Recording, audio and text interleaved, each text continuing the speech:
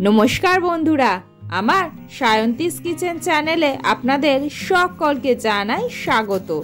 आज के कैप्सिकाम दिए बानिये देखाबो झटपट सन्ध्यार स्नैक्स। এই স্ন্যাক্সটি বানানোর জন্য কিন্তু খুব কম সময় লাগবে এবং এটা দারুণ হেলদিও স্ন্যাক্স, কারণ খুব সামান্য তেলে কিন্তু এই স্ন্যাক্সটা বানানো হবে এবং এর ভিতরে অনেক সবজিও দেয়া হবে, যার ফলে এটা বাচ্চা থেকে বয়স্ক সকলের কাছেই উপযোগী। এখানে টোটাল দুটো ক্যাপসিকাম নিয়ে এইভাবেই গোল গোল করে কেটে নিতে হবে। ক্যাপসিকামের বোটাটা বাদ দিতে হবে আর তলার যে একদম অংশটা সেটা বাদ দিয়ে রেখে দিতে হবে। এইভাবেই আমি ক্যাপসিকামগুলোকে কেটে টোটাল 4টে টুকরো নিয়ে নিয়েছি। এইবার ক্যাপসিকামের ভিতর থেকে যে দানা আর শ্বাসের অংশটা আছে সেটাকে ফেলে দিতে হবে, দিয়ে এগুলোকে ছুরির সাহায্যে কেটে একদম গোল গোল করে নিতে হবে, মানে শুধু বাইরের সবুজ শ্বাসটুকু থাকবে। সমস্ত ক্যাপসিকামগুলোকে এইভাবে কেটে নেওয়ার পর এইবার একটা বাটিতে দিয়ে দেওয়া হলো 3 টেবিল স্পুন বেসন। তারপর তার ভিতরে দিয়ে দেওয়া হলো ভাজা ধনে এবং জিরে গুঁড়ো, সামান্য একটু হলুদ আর পরিমাণ মতন নুন। তারপর এর ভিতরে দিয়ে দেওয়া হলো কুচি করে রাখা কাঁচা লঙ্কা, ঝালটা আপনারা আপনাদের পরিমাণ বুঝেই দিয়ে দেবেন। তারপর দিয়ে দেওয়া হলো কুচি করে রাখা পেঁয়াজ। পেঁয়াজগুলোকে ছোট ছোট চৌকো চৌকো করে কেটে নিতে হবে। একইভাবে ছোট ছোট করে কুচি করে নিতে হবে গাজর। সমস্ত উপকরণটা দিয়ে তারপর এর ভিতরে দিয়ে দিতে হবে অল্প একটুখানি জল, আর তারপর কুচি করে রাখা ধনেপাতা। ধনেপাতাগুলো একটু আস্তে আস্তে থাকলেই ভালো হবে। তারপর সমস্তটা চামচ দিয়ে ভালো করে মিশিয়ে মেখে নিতে হবে। এই যে মিশ্রণটা, এটা কিন্তু একদম পাতলা হবে না, বেশ একটু ঘন ঘনই হবে, মানে বেসনটা জল দিয়ে মাখলে যেরকম ঘন হয় ঠিক সেই রকম একটা ব্যাটার বানিয়ে নিতে হবে। জলটা দেওয়ার সময় কিন্তু খুব সাবধানে দিতে হবে, যাতে ঠিক এই রকম ঘন একটা আঠালো ব্যাটার তৈরি হয়ে যায়। এই রকম যখন ব্যাটার তৈরি হয়ে যাবে, এইবার এটাকে একটা সাইডে রেখে দেয়া হলো। এতে কিন্তু নুনের পরিমাণটা একটু বেশি দেয়া হয়েছে। এইবার একটা ফ্রাইং প্যানে সামান্য একটুখানি তেল দিয়ে দেয়া হলো। তেলটা গরম করে সমস্ত ফ্রাইং প্যানে পাতিয়ে নিয়ে তারপর এর ভিতরে গোল গোল করে কেটে রাখা ক্যাপসিকামগুলোকে এইভাবে আস্তে আস্তে প্যানের ভিতরে বসিয়ে দিতে হবে।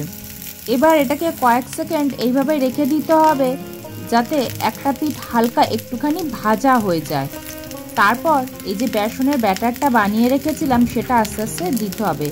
এই একটা পিঠ একটুখানি ভাজা করে নেওয়ার কারণ আস্তে আস্তে অপর পিঠটা যখন নরম হয়ে যাবে তখন কিন্তু বেসনের ব্যাটারটা এর ভিতরে দিলে এটা জমতে সাহায্য করবে। আর যদি একটা পিঠ ভাজা না হয় তাহলে কিন্তু ব্যাটারটা দেওয়ার সময় এটা সরে যেতে পারে এবং তলার পিঠে জমতেও অসুবিধা হতে পারে। সেই জন্য একটা পিঠ যখন হালকা একটু নরম হয়ে যাবে ক্যাপসিকামের, তখনই এই ব্যাটারটা আস্তে আস্তে এর ভিতরে দিয়ে দিতে হবে খুব সাবধানে, এবং চেষ্টা করবেন যাতে কোনো ফাঁকা না থাকে। এইভাবেই সমস্ত ব্যাটারগুলো দিয়ে এই 4টে ক্যাপসিকাম ভর্তি করে নিতে হবে।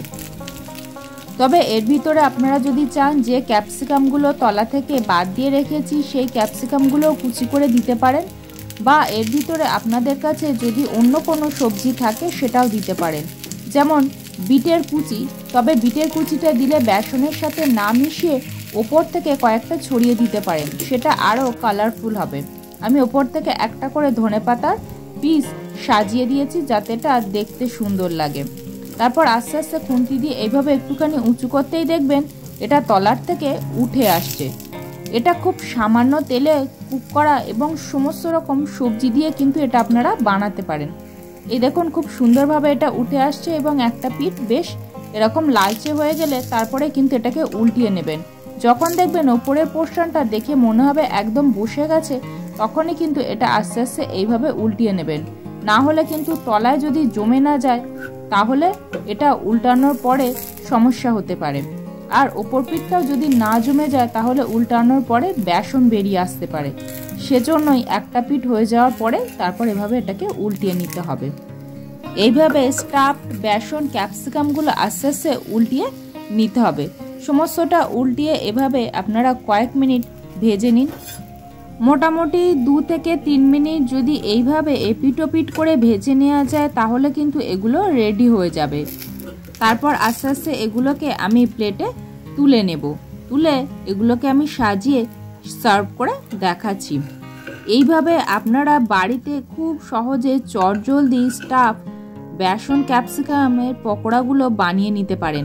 এটা কিন্তু দুর্দান্ত লাগবে চা কফির সাথে, খুব সামান্য তেলে। বিশেষত যারা হেলথ কনসিয়াস তাদের কাছে কিন্তু এটা দারুণ টেস্টি এবং হেলদিও। স্টাফ বেসন ক্যাপসিকামের এই পকোড়াটা আপনারা অবশ্যই বাড়িতে একবার ট্রাই করুন।